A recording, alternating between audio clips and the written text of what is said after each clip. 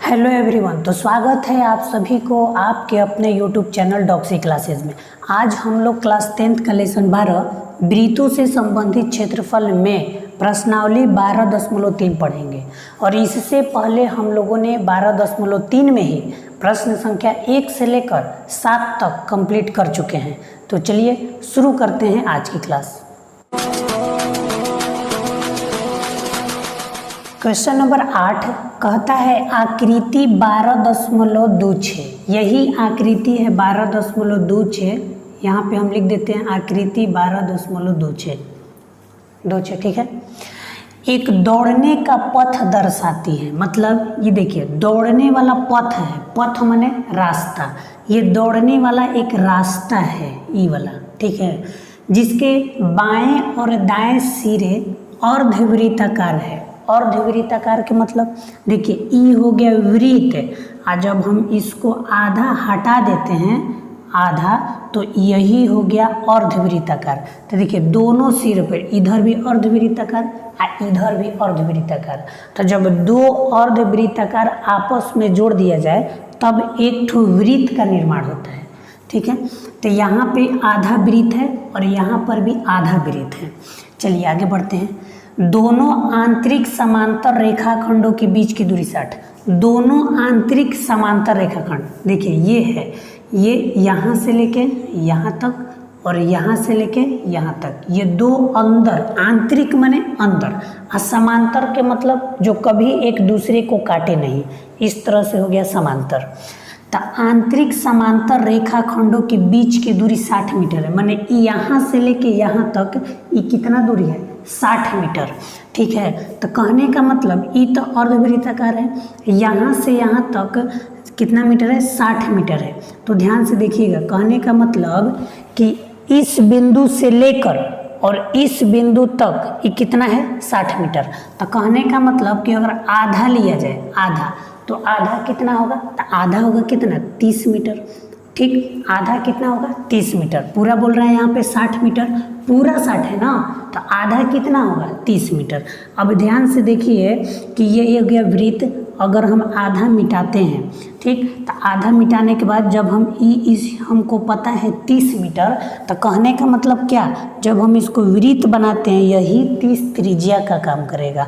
कहने का मतलब कि r का मान कितना होगा, तो r का मान कितना होगा 30 मीटर। यहाँ से अगर देखा जाए तो r का मान होगा 30 मीटर। कैसे, तो बीच की दूरी 60 है, तो जो 60 है और ये पूरा मिलाएंगे तो व्यास हो जाएगा।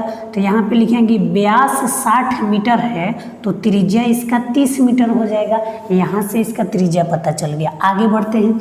इनमें से प्रत्येक रेखाखंड 106 मीटर लंबा है, यानी जो रेखाखंड है यहाँ से यहाँ तक और यहाँ से यहाँ तक ये कितना लंबा है, तो 106 मीटर। कहने का मतलब कि यहाँ से यहाँ तक ये भी 106 मीटर है और यहाँ से यहाँ तक ये भी 106 मीटर है, ठीक। तो यहाँ पे हम कुछ नाम दे देते हैं, मान लीजिए, अच्छा खैर अभी छोड़िए, नाम हम नहीं देते हैं।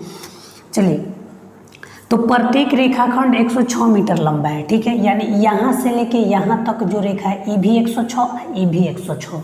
आगे बढ़ते हैं। तो ज्ञात कीजिए, क्या ज्ञात करना है, पथ के आंतरिक माने अंदर, पथ के अंदर किनारों के अनुदिश, देखिए यही है किनारों का अनुदिश, एक चक्कर पूरा लगाने में चली गई दूरी। कहने का मतलब कि ये जो पथ माने जो रास्ता है, इसको अगर अंदर वाले पथ पर अगर हम एक चक्कर पूरा करें तो कितना दूरी तय होगा, ठीक, यही निकालना है। निकालना क्या है, तो पथ के आंतरिक किनारों के अनुदिश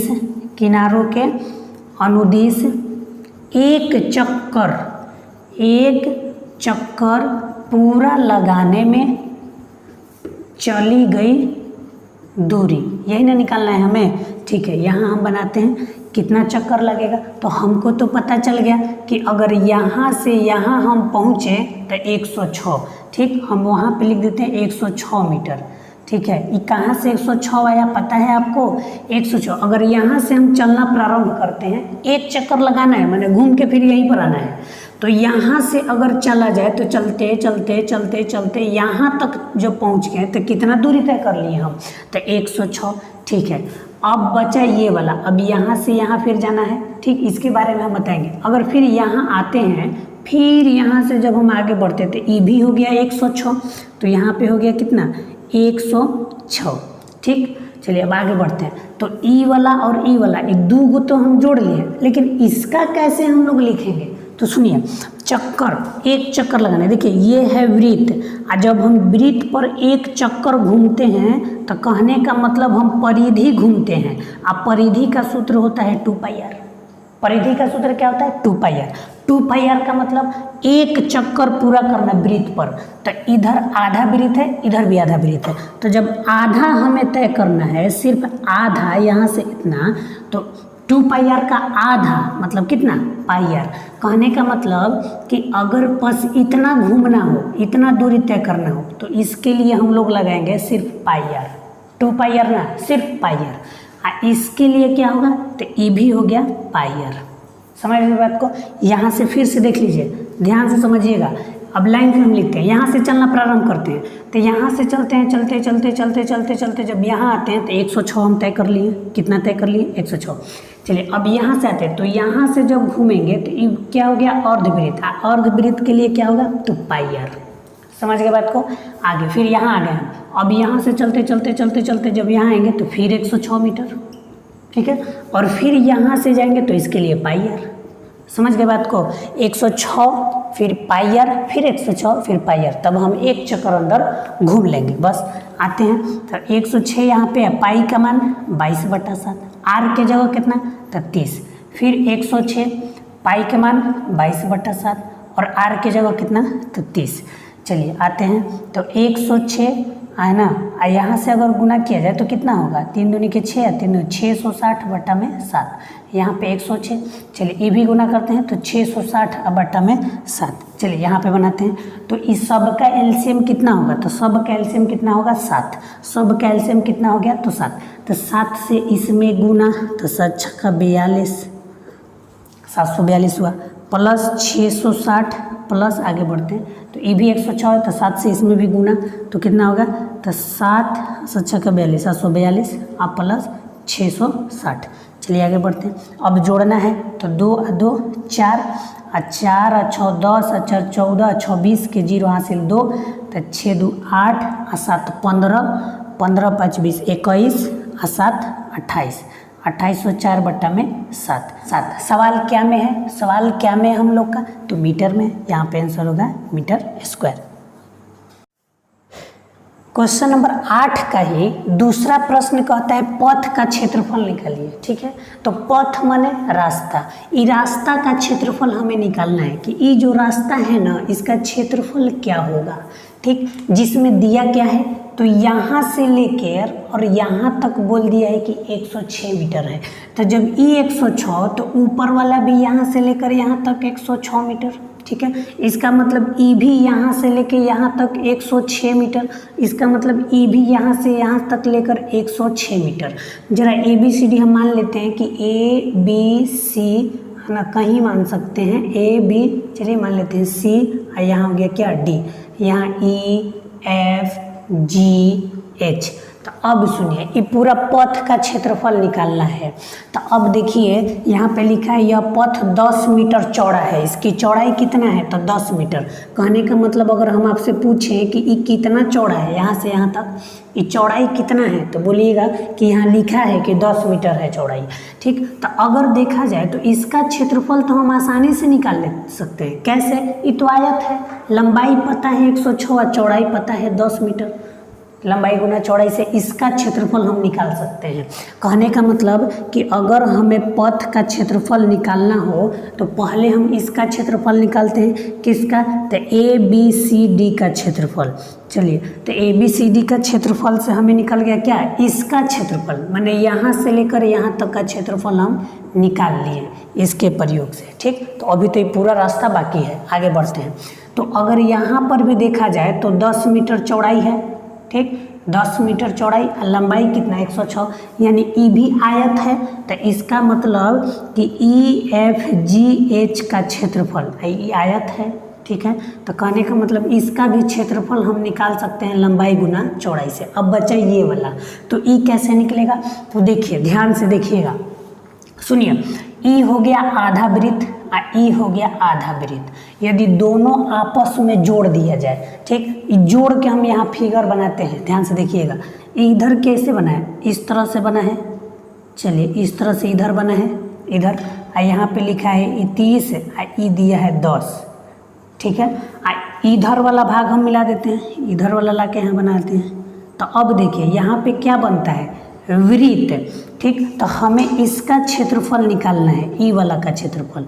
तो कैसे निकलेगा, तो सुनिएगा कैसे निकलेगा ये पूरा का क्षेत्रफल। अरे आधा वाला इधर भाग आधा वाला इधर, जब हम जोड़ देते हैं आपस में तो इस तरह का फिगर बनता है। और ई वाला भाग तो ये हो गया, ई वाला भाग तो ये हो गया, ठीक है। तो इसी का क्षेत्रफल निकालना, कैसे निकलेगा, तो सुनिए पहले हम पूरा का क्षेत्रफल निकालेंगे। तो बड़ा आर का मान क्या हो जाएगा, तो देखिए छोटा आर का मान तो दिया है ना, ध्यान से समझिएगा। व्यास कितना था 60 मीटर और त्रिज्या कितना था 30 मीटर। देखिए ई हो गया त्रिज्या, छोटा आर का मान। अब बड़ा आर का मान क्या होगा, तो बड़ा आर का मान होगा, बोलिएगा सर 30 ई है और 10 ई है, तो 30 प्लस 10 यानी 40 मीटर हो जाएगा अगर आप पूरा लीजिएगा। तो सुनिए अगर पूरा त्रिज्या लेंगे तो ये पूरा का क्षेत्रफल निकलेगा और उसमें से 30 वाला घटा देंगे ई वाला, तो बच जाएगा पथ का रास्ता, ठीक। तो कहने का मतलब कि आधा ई मिलकर एक वृत्त बन जाता है। तो यहाँ पे लिखेंगे पाई बड़ा आर स्क्वायर, तो ये पूरा का क्षेत्रफल निकल गया और उसमें से घटा देंगे पाई छोटा आर स्क्वायर, ठीक है। चलिए अब इस पे हम मान रखते हैं, बस आंसर आएगा, और कुछ नहीं करना है इसमें। तो बोलिए आयत का क्षेत्रफल होता है क्या, तो बोलिएगा लंबाई या गुना चौड़ाई। इसमें आयत का क्षेत्रफल तो बोलिएगा लंबाई या गुना चौड़ाई। अच्छा इसमें क्या करना है, तो पाई का मान होता है 22/7। पाई का मान क्या होता है 22/7। आर स्क्वायर, तो देखिए बड़ा आर ना, तो क्या लिखिएगा 40 × 40 माइनस 22/7। इसमें बोलिए क्या लिखिएगा आर की जगह, तो बोलिएगा 30 × 30। तो अब बोलिए लंबाई कितना, तो 106 और चौड़ाई कितना, तो 10।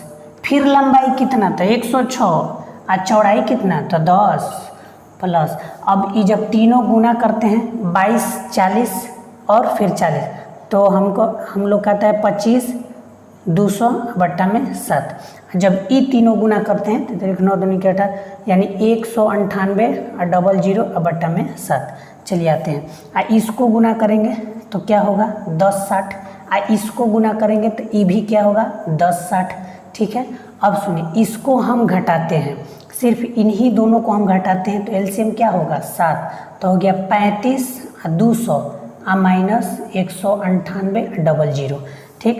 तो अगर 1060 और 1060 जोड़ते हैं तो आएगा 21 20 और प्लस, इसको घटाने पर 154 और 00 और बट्टा में क्या तो 7, ठीक।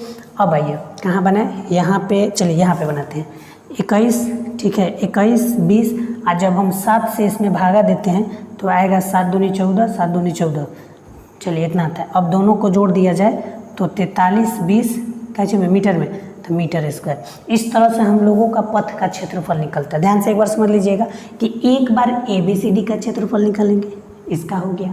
एक बार EFGH का क्षेत्रफल निकालेंगे, इसका हो गया। ई आधा मिल के बन गया क्या वृत्त। तो वृत्त का क्षेत्रफल तो बड़ा r square pi r square minus pi छोटा आर स्क्वायर। ये क्यों लगा, क्योंकि देखिए यहाँ पे वृत्त इस तरह से बन रहा है और इसका त्रिज्या पता है 30, इसका पता है टोटल मिला के 40। तो अगर 40 में से 30 वाला घटा देंगे तो इसका क्षेत्रफल हम लोग का निकल जाएगा। तो इस तरह से हम लोगों का क्वेश्चन नंबर 8 कंप्लीट होता है।